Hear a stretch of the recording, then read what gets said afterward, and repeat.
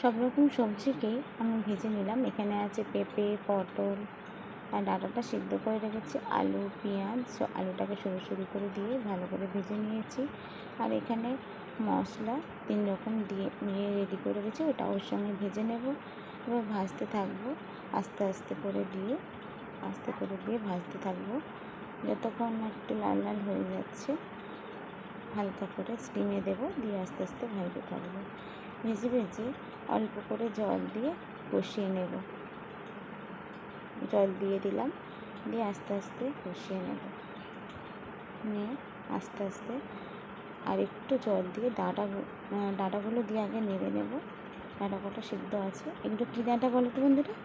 বলতে পারবে? এটা চিচিঙ্গা গাছ ডাঁটা। আর একদিনও তোমাদের দেখিয়েছিলাম লটিয়া মাছ দিয়ে, আজকে চিংড়ি মাছ দিয়ে। চিংড়ি মাছ কটা দিয়ে দেবো, দিয়ে ওর সাথে নেড়ে নেবো। নিয়ে অল্প আরেকটু জল দেবো, ভালো করে মিশিয়ে নিয়ে তারপর জল দেবো, দিয়ে চাপা দিয়ে দেবো। ঠিক আছে? আর কাটা কাটা শর্টকাটে করতে চাও আর এটা চাপা দিয়ে একটু তারপরে প্রেশারে দিয়ে দেবো। প্রেশারে দিয়ে একটা সিটি মেরে নেব, কমপ্লিট।